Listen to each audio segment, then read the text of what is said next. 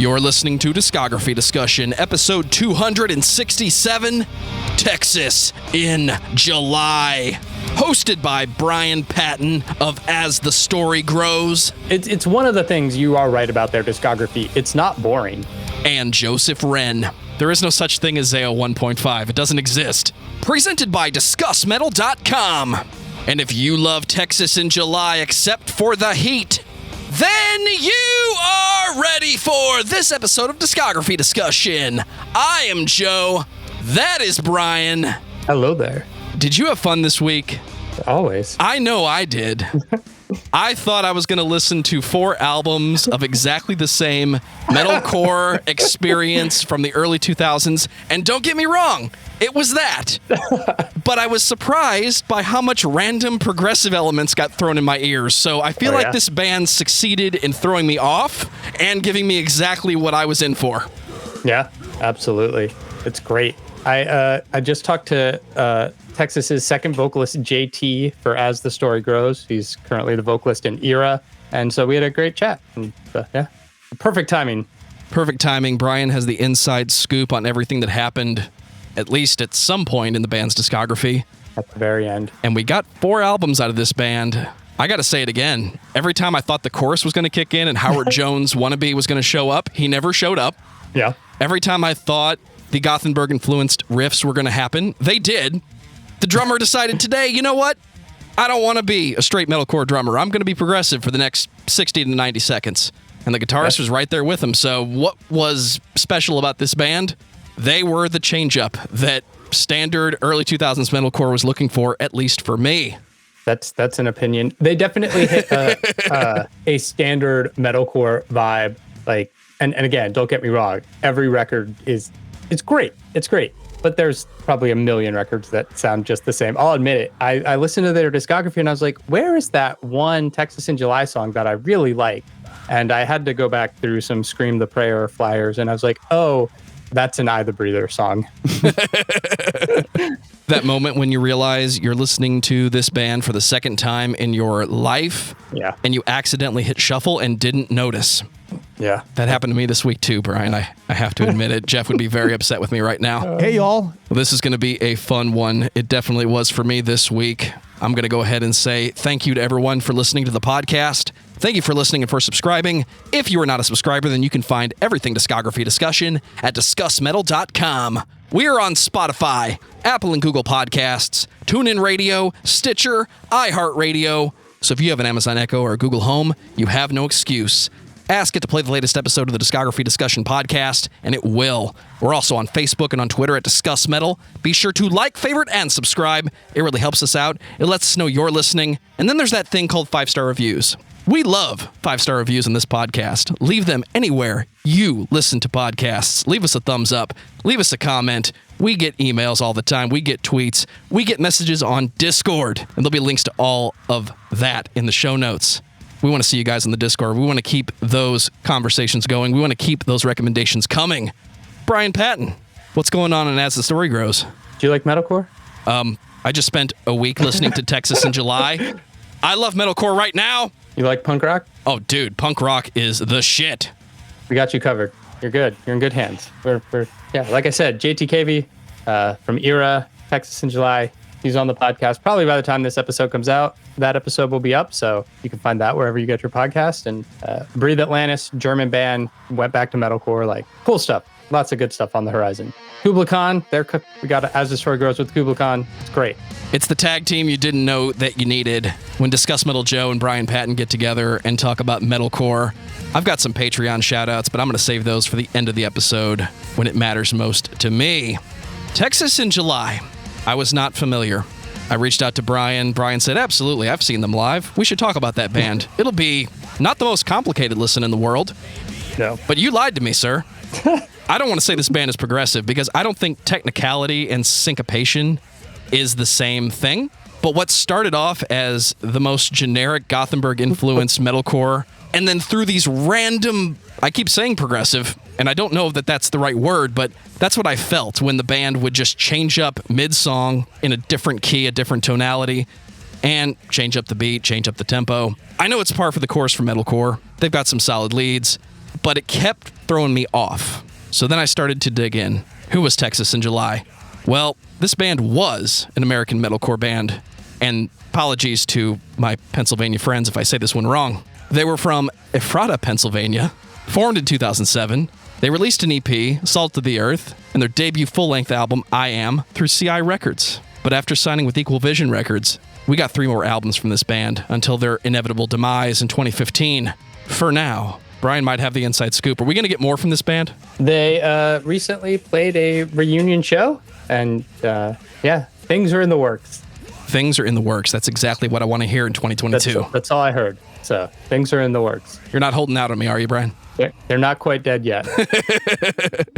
I guess we should get right into it then. Yeah. 2009, the debut album, because that matters on discography discussion, I Am. As Daniel Terry would say, this sounds like a debut album. Absolutely, it sounds like a debut album.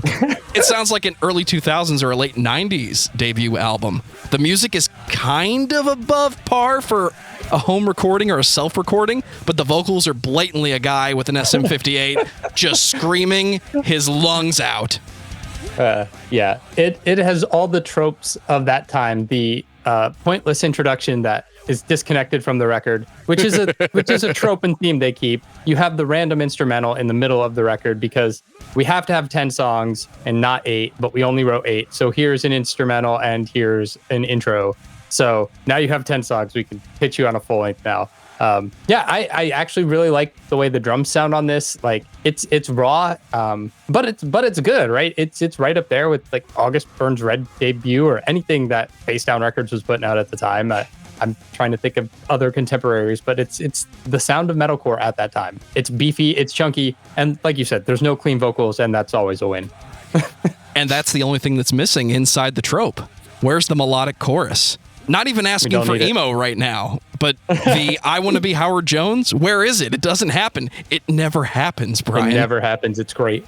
It's shocking and unique for that time because so many bands were throwing that in there. But they're probably from roughly the same geographic area as August Burns Red, and so they're coming up through that scene. And ABR is not a melodic vocals band either. So it'll take one more album, but after listening to the whole discography twice this week, some of these songs sound like Nathan Explosion went through and hit the delete key, because I can hear the gap that somebody wrote or somebody recorded where the melodic piece was going to go or the extra layer of guitars was going to go, and it just doesn't happen. No. Nobody cleaned it up. Then you get these random cuts and changes in the song structure that are not normal for metalcore at the time. Yes, it sounds like Haste the Day sometimes. It sounds like your August Burns Red, but then it just changes.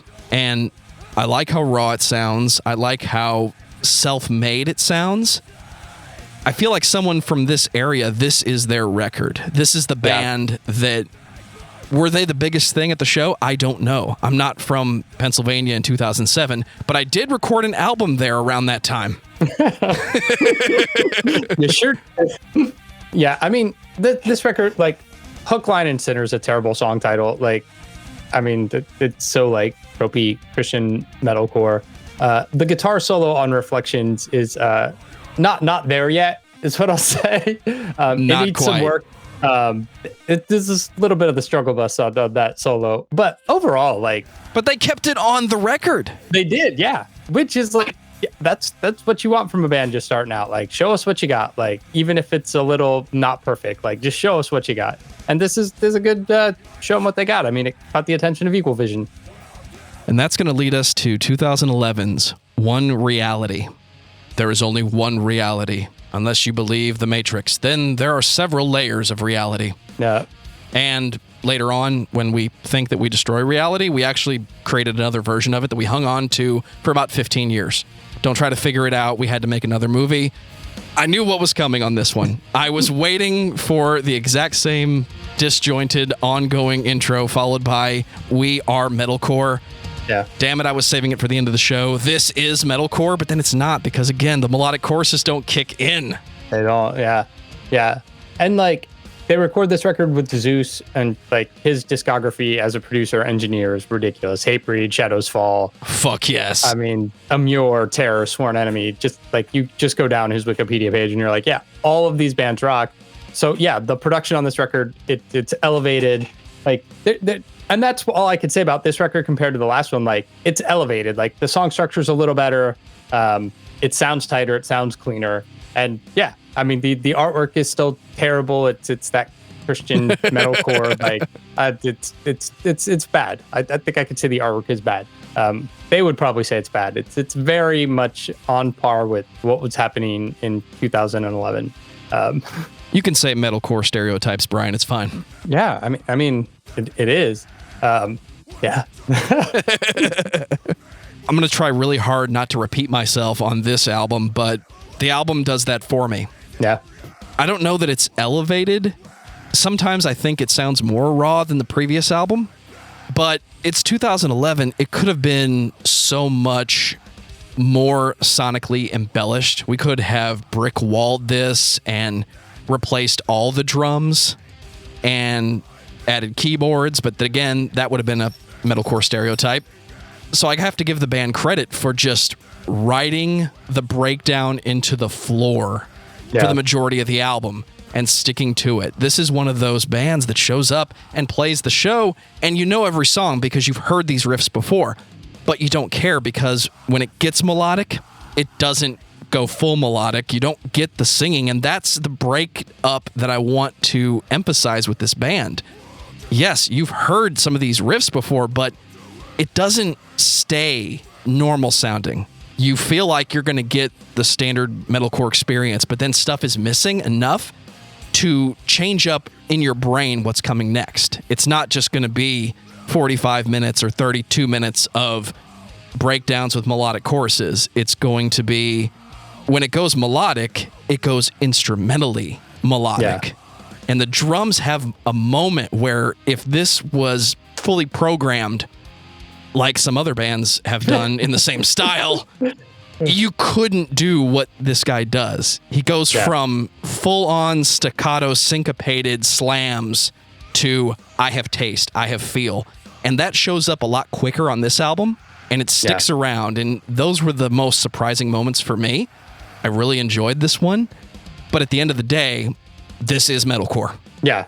Yeah. And I mean, that's really, I mean, unfortunately, it's so much of what you could say about this band is like, they're a metalcore band doing metalcore things. Like, you've heard the songs. Like, if you saw this band live, you're going to have a great time. You're going to get in the pit. You're going to know exactly when the breakdown comes on, even if you've never heard them before, because it's that stereotype. I was out running and you're just like, I can pump my fist because, the breakdown starts right now. Like, every time. Did you start running with the breakdown too? Oh, yeah. Just right foot, turn left, turn right.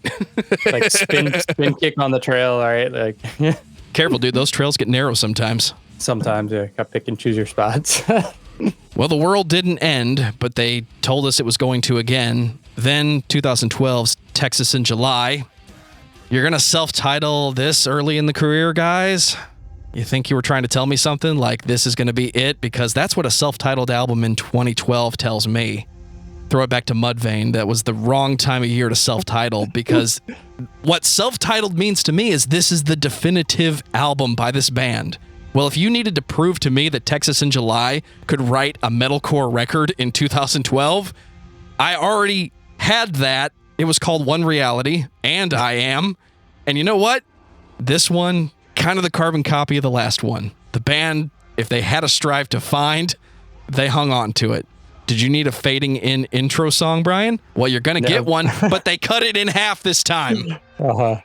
They sure did. It's so weird. I don't understand the point. These are the tropes of the time, and it's what they gave you. And you get the instrumental on this one too. Each instrumental gets a little more progressive. Like, the first one was super acoustic-y, which was happening at the time, and they just get more in that progressive metal vein. And that keeps going even on the next record. But I mean, they got a bunch of features on this record. Chad from Hunter, David from We Came as Romans, Matt Greiner from August Burns Red, throwing in some percussions, working with Will Putney. Like, this is a metalcore record. It's the metalcore of metalcore. Right. Like, we got the features on this record. We're working with another one of the producers, like, just knocking it out of the park at the time. Like, and what they do is really good, but they're doing what they do. What sets this one apart for you? Not a lot for me. Not a lot. I mean, it's like the artwork's better. Way to focus on the cover with a blind guy, Bryan. You know, it's, yeah, I mean, there's not much that separates these two records. They both sound great. The songs they're not carbon copies of each other, but like they're basically carbon copies of each other. Like, again, if you shuffled these two records, you're going to enjoy them, but there's not much to differentiate one from the other. I like metalcore, but I get bored with the standard breakdown followed by the melodic chorus. Yeah. I've heard it. I love it. It's fun sometimes for about 45 minutes. Then can I get something else? Why doesn't this band feel stale when I'm listening to them? Is it because the complete trope is missing? Like they threw away the fluff, but they didn't go full deathcore where it's 4 minutes of breakdowns and dude barking at the mic. It's like they still paced themselves melodically or sonically just enough to keep me interested and not feel overwhelmed, which I kind of want to feel overwhelmed when you're going to break down and go full melodic like these guys do. Yeah. It's one of the things you are right about their discography. It's not boring, even though it is them giving us different variations of the same thing on each record. There's never a moment where I'm like, okay, I've heard this. I'm like, no, I'm invested in this and I like it and I like all of it. It makes you wonder why they were never able to reach that next level. Is it because they didn't have catchy sing songs for people, or was it that they were on Equal Vision, who was not really pushing metalcore at that time? I wonder if somebody on the label looked at the tropes and said, let's not brick wall. Yeah. Because sonically, I've heard this album 1,000 times. If I look up a tutorial right now of how to record good sounding guitars at home, somebody is going to rip off these tones verbatim. Yeah. And that's fine. I'm not upset that you could duplicate the Will Putney sound kinda right now, because that's what everybody did with thrash metal tones and their Marshalls back in the 70s and 80s. So we've heard this before. Everybody likes the way the guitar sounds, so let's try to duplicate that.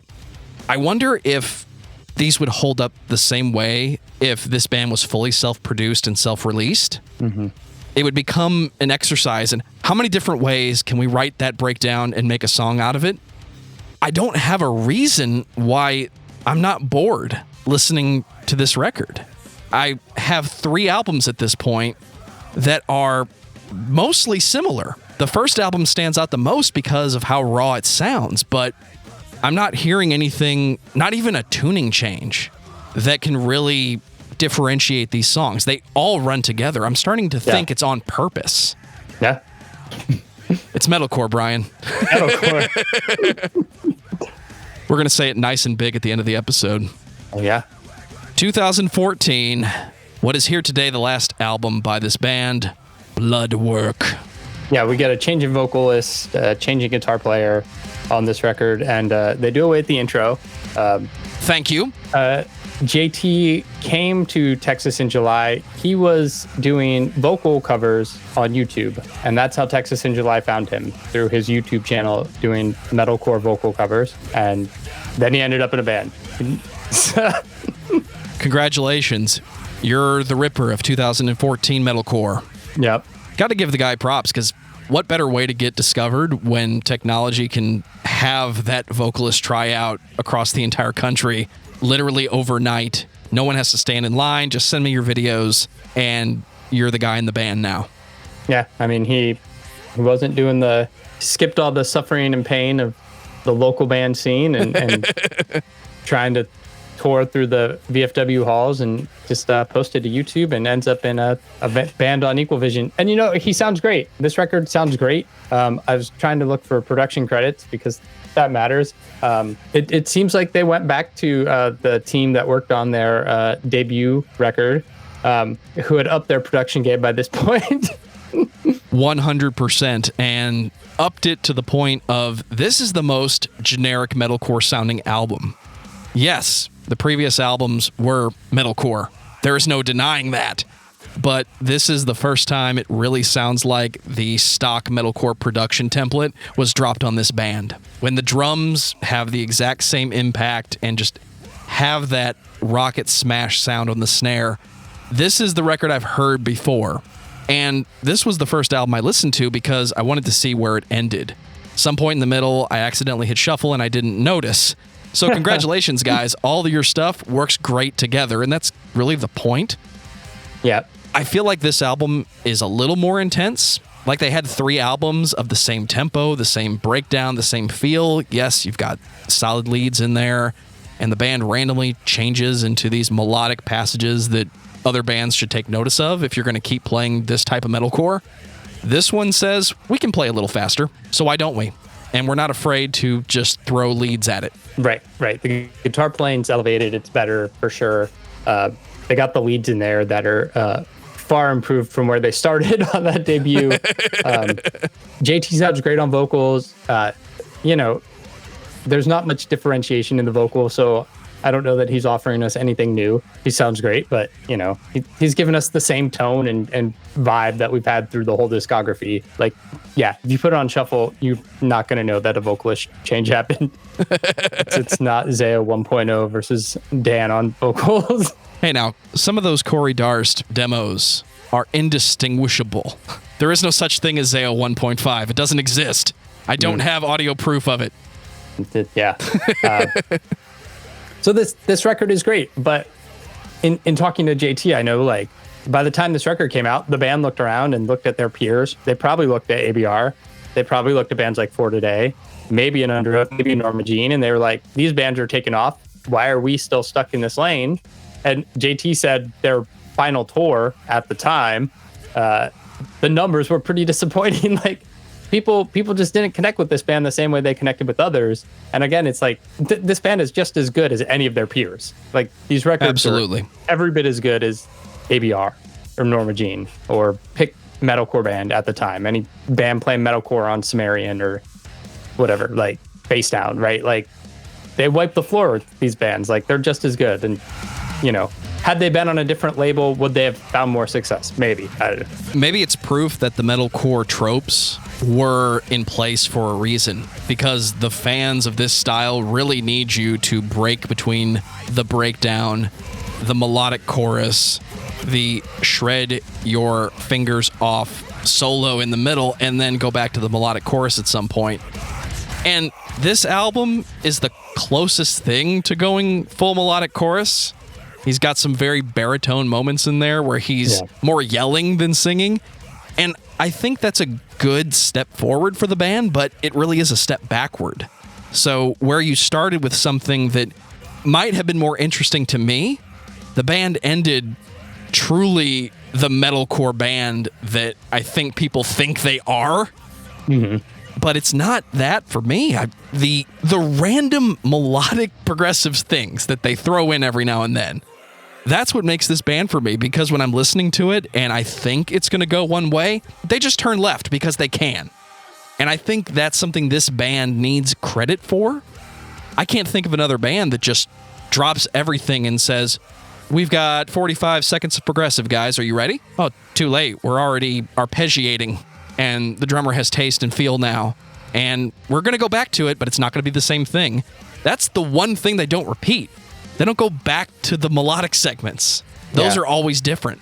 It's an inverse opeth, and it's driving me crazy. And that was it, at least up to this point. Yeah. I had fun this week, Brian. How about you? I enjoyed it. This was a fun discography to go back and listen to, and it's great to have in my collection. And Texas in July, they're awesome. Go listen to it. Yeah. There really isn't a final thought I can give that I didn't open the episode with, and really that's what was happening. I was checking your answers from the beginning of the show, Brian. Nice. I think this band is worth listening to, and I think they're a little underrated. Yep. Again, I have not been exposed to this band, and I expected generic metalcore, and I kind of got it, but then I didn't get it. I think Texas in July is like a cauldron of riffs and breakdowns, and the band is just standing there with a giant spoon, stirring and constantly shifting what the formula is, because the formula is there. So what does your band sound like if you point at the formula and say, now turn left, but you don't go melodic, you don't use 100% of the formula? You're not entirely unique, but you have something different that I don't remember any other band reaching for. A lot of bands tried the progressive thing, they tried the melodic thing, but how many of them did it this way? So maybe the band is worth more than the breakdown that they opened the record with. We did it, Brian. We did it. What's your album of the week?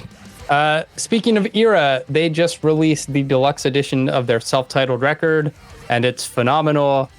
Their self-titled record was already great, and the deluxe edition features Courtney LaPlante and What More Do You Want? There's also a Muse cover. It's great, so go listen to Erra. Is that E-R-A? E-R-R-A. Well, spoilers for an upcoming Patreon review. My album of the week is All That Was Promised by Hoth. Lost Fiction commented on our Zealand Ardor review a couple weeks ago. Did you hear the new Zealand Ardor, Brian? Yeah, it's fucking great. The best one yet, right? So good, yeah. He actually said it was his second favorite album of the year thus far and insisted that we listen to his first favorite. So, once again, there's your reason to get on the Discord server. We have Bandcamp Fridays. We constantly are throwing albums out. Whatever you are listening to, we have memes for days. And you know what? Now's the best time to shout out these beloved patrons because these guys pay the bills. Guys and gals, it's not just a guy thing. And look who's at the top of the list. Mr. John Drake from the Nerf Herder Council. Thanks for signing up there, buddy. Aaron Phillips, Evan Merkel, Lost Fiction, Kyle Driver, Timu Ranchila. I think I said that right. How many different ways can we say that name incorrectly? Please let me know how to say it the right way. Dangerous Dave, Richard Renz, Big T, Josiah Heiberg, Brandon Miranda, Ken Zapla, Jeremy Prince, Josh Moser, David Brown, Samuel Woodward, Brian the Dean, Lance Algood, the King of Metal, Alexander, Patrick Aspelund, and the actual Mac himself, Jeffrey De Los Santos. As always, thank you. Thank you for making the show possible financially. We appreciate everything you do, and we appreciate you, the listener. Thanks for listening to this podcast. Brian, thank you for hanging out with me and listening to Texas in July for an entire week. It was great. It was so much fun, and Let's do it again. I thought it was an easy listen, but it threw me off. I'm sorry, I have to say it. It just kept throwing me off. Like, no, wait, you're supposed to do another breakdown, guys. They do what they want. You're goddamn right. And on that note, this has been episode 267 of Discography Discussion. Thank you for listening. You can like us on Facebook and follow us on Twitter at discussmetal. Subscribe to our podcast everywhere you listen to podcasts, including Google Play, Apple Podcasts, and Stitcher. Visit discussmetal.com for all things discography discussion. And please send questions and comments to danandjoeshow@gmail.com. If you are not a patron, you can become one at patreon.com/discussmetal. We have some sweet perks. Bryan Patton and As the Story Grows can be found everywhere you listen to podcasts and at asthestorygrows.com. What a great website. Such a great website.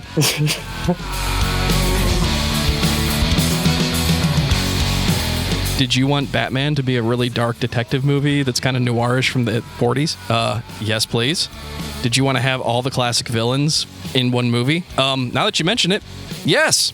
Yes, I did. Should this just be discography discussion Batman movies? We're going to get to that. Actually, I'm very knowledgeable about that.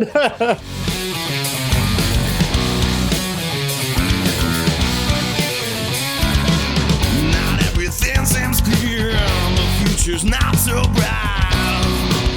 The only chance is not to waste your life. Have hope and have no fear, the truth walks by your side.